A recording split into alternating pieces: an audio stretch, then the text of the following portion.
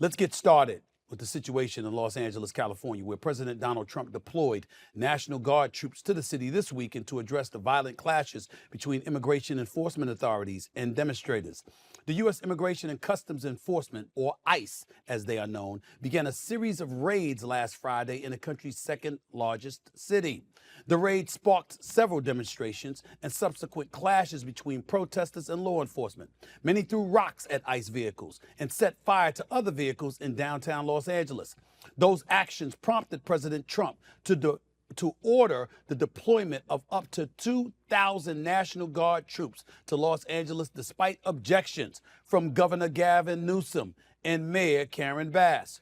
Here's what President Trump wrote on Truth Social yesterday in response to the situation in Los Angeles. Quote, "A once great American city, Los Angeles, has been invaded and occupied by illegal aliens and criminals.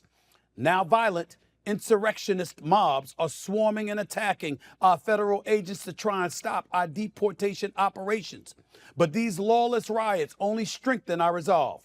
I am directing Secretary of Homeland Security Kristi Noem, Secretary of Defense Pete Hegseth, and Attorney General Pam Bondi, in coordination with all other relevant departments and agencies, to take all such action necessary to liberate Los Angeles from the migrant invasion and put an end to these migrant riots.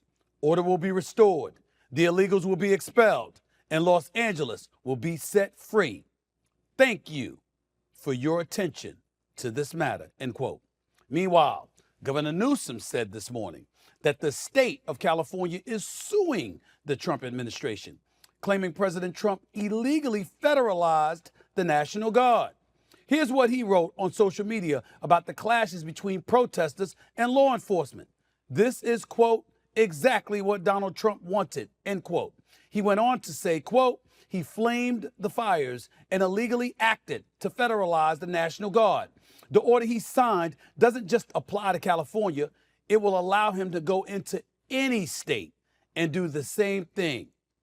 We are suing him," end quote. You know, I get where Gavin Newsom is coming from. It's not a good picture. For those of you who don't know, over 40% of the population in the state of California is of Latin descent. Approximately anywhere from 7 to 8% are considered documented, but a larger number than that is considered undocumented. Donald Trump has lost cases before when states and others have filed lawsuits against him. Some of the executive orders that he's issued has not been successful. And we know that his efforts in this particular instance may end up being derailed. But that does not mean that Governor Newsom is not playing directly into his hands. He himself said this is exactly what Donald Trump wanted. Well, forgive this rhetorical question. Then why the hell are you giving it to him? Why the hell are you playing right into the hands of Donald Trump? Because I got news for you. On this particular issue, as it involves migrants, immigrants, those who are undocumented, dare we say illegal, in the United States of America, he's winning on this issue. There's a reason he won a popular vote. There's a reason he won the Electoral College vote. There's a reason he won every swing state. There are people within the United States of America that want our immigration crisis addressed and want the situation resolved somehow, some way. And a person that seems eager to bring a resolution to the table is President Donald Trump. Now, others may challenge that because they may say we had a bipartisan agreement when Joe Biden was in office that Donald Trump convinced the GOP to nix because he wanted to use it as an issue to favor him during the election. Well, damn it, it worked. It worked. And I got news for you, Governor Newsom. It's working now. But before I go any further to elaborate on this issue, let's hear from Donald Trump himself. Let's see how he feels about the state of California and what's been going on under Governor Newsom's regime. Check out the president. I like Gavin Newsom. He's a nice guy, but he's grossly incompetent. Everybody knows. All you have to do is look at the little railroad he's building. It's about 100 times over budget. We're putting a flagpole over there. Under budget. I always do under budget. What does your intel tell you about these people causing all the problems in LA? Oh, Are they people ISIS trying to deport, or are they professional agitators? the people that are causing the problem are professional agitators. They're insurrectionists. They're bad people. They should be in jail. Thank you. Can't go that far. Can't speak that way about everybody. If you're black and you see blacks being arrested, ultimately incarcerated, scheduled for deportation, how would you react? So we got to look at the Hispanic community, the Latin community, and we have to say, you know what, we can't blame them to come into the defense of their own. And everybody is not a criminal. Everybody is not there committing heinous acts and what have you. But it's not a good look. There's no question about that. When you're attacking ICE agents, trying to show their identities and pull off their masks, trying to expose them, lighting fires to cars on the roads in the city of Los Angeles and causing all of this kind of chaos, particularly if you're undocumented, that means that you're here illegally. And if you're here illegally, the nerve for you to be causing that kind of trouble. Okay, that's a different subject for another moment. But let me get to something very, very important, because based off of what Donald Trump said, I'm making the point that Gavin Newsom is losing this argument. How would I say that? Why would I deduce that? How would I come up with such a thing? Well, listen to the folks on CNN and what they highlighted with this chart. Check this out, ladies and gentlemen. You know, if we just take a look at the baseline numbers here, this is Trump's net approval rating on immigration. It's gone up like a rocket. Compare now versus 8 years ago during Trump's first term. Look at this. In his first term, Trump was way underwater at minus 21 points. But look at this. He's up over 20 points. Now, in the aggregate, he is in positive territory at plus 1 point on his net approval rating. Some other polls even have it a little bit higher than that. There is no issue on which Trump is doing so much better than he was in his first term, more than the issue of immigration. No wonder the Times has written it up the way that he is. Trump is begging for a fight on this because he knows what he's doing so far is working with the American electorate. The American electorate believe that the Democrats don't have a clue on the issue of immigration. I mean, you could just take it here. Closer to trust more in immigration, Democrats versus Republicans. Got 3 different polls for you across the board. They all tell the same story. Republicans lead on the issue of immigration. You see it here, CBS plus 6. You see it here, CNN plus 6. You see it here, Ipsos, even bigger, plus 19. No matter what poll you look at, no matter which way you cut it, the American public is with the Republicans, the American public is with Donald Trump, and to a much greater extent than they were in term number 1. And it's not just on the broad issue of immigration, it's on the specifics as well, in which the American public is with Donald Trump and the Republicans, and that is why Donald Trump is eager to take on this fight and eager for those scenes out of Los Angeles. Did you hear that, Governor Newsom? Did you hear that? I know you're about to leave office soon. I get that. But did you just hear that? America is with Donald Trump. America is with the GOP on this issue. Okay? He's gaining traction in the midst of distracting us from all the other issues that involves him right now because of what's going on in the streets of Los Angeles. This is not a winning argument for Governor Newsom. And because it's not a winning argument for him, it's not going to be a winning argument for Mayor Karen Bass, and it's not going to be a winning argument for the Democratic Party. Where would I get that from? Let me read some stuff to you. This is on the state of California alone, just on some research note here. Current deficit. California faces a projected $12 billion. This is according to research. California faces a projected $12 billion additional budget shortfall for 25-26, meaning 2025-2026, on top of previous gaps, marking at least the 3rd straight year of structural deficits. Annual spending, in terms of structural deficits, annual spending exceeds revenue by $10 to $20 billion, prompting reliance on reserves, borrowing, and accounting maneuvers. Without reform, state debt could reach $42 billion. Rainy day reserves. The governor plans to use $7.1 billion from reserves, leaving a total cushion of approximately $15.7 billion by mid-2026. So now you're digging in to the rainy reserves, okay, rainy day reserves. Immigration, undocumented population. According to the research, estimated numbers as of 2022, California had about 1.8 million undocumented immigrants, the largest in any state in the United States, though down 120,000 recently, okay? This equates to roughly 7.3% of California's total population, by the way, involving broader immigrant workforce. Approximately 1/3 of jobs in California are held by immigrants, including legal, naturalized, and undocumented.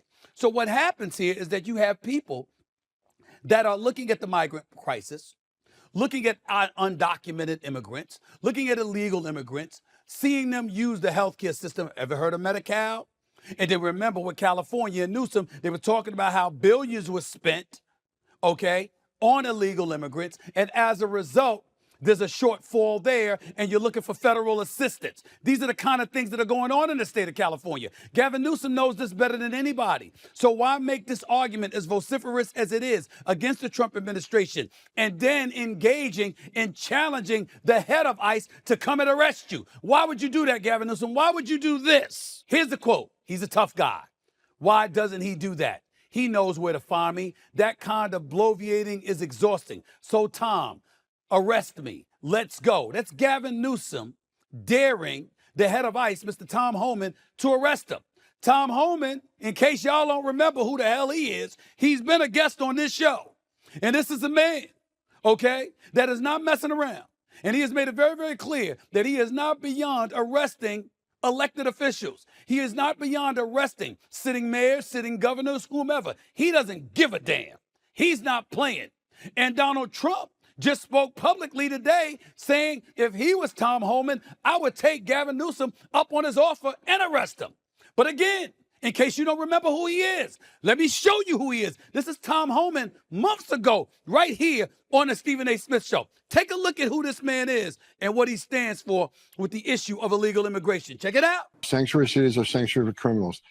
And we're going to hold them accountable. And Pam Bondi, now that she's the Attorney General, she's already filed lawsuits. And we're going to continue filing lawsuits because we think knowingly releasing a public safety threat back into the public is just dumb. There's no reason. In fact, when you release a public safety threat back in the public, it puts our officers at great risk because rather than arresting somebody in the safety and security of the county jail, now we got to go to the neighborhood and find them, which is dangerous for the officer, dangerous for the alien because anything can happen on a street arrest, and it's certainly dangerous for the community. And what you're going to force ICE in the community, and we'll find the bad guy, but when we find him, he's probably with others that aren't a criminal threat, but they're in the country illegally. Well, they're going to go too, because we're not going to turn our back on illegal alien. Once we find them, we're going to let ICE do their job and enforce immigration law. So what you get being a sanctuary city is exactly what you don't want. More officers in the community and more collateral arrests because we found them while we're looking for the bad guy. I don't understand why any elected official whose number one responsibility is protection of their community, why would you not work with us to remove a child rapist from the community rather than release them back in the community? The man is not playing. And by the way, correction, he's not the head of ICE. That would be Mr. Todd Lyons. Who Tom Homan is the border czar, who has been empowered by the president of the United States, the 47th president, which is Donald Trump. So the man ain't playing, okay? In the end, here's what this comes down to. The state of California, with a third of its workforce being made up of migrants, of immigrants, is in a situation right now that's very tense, to say the least. Why Donald Trump would send 2,000 members of the National Guard to protesters that didn't even amount to 1,000, according to latest figures, beats me.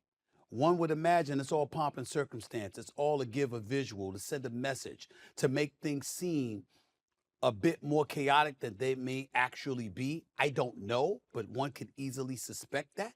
because this is an issue that works for him.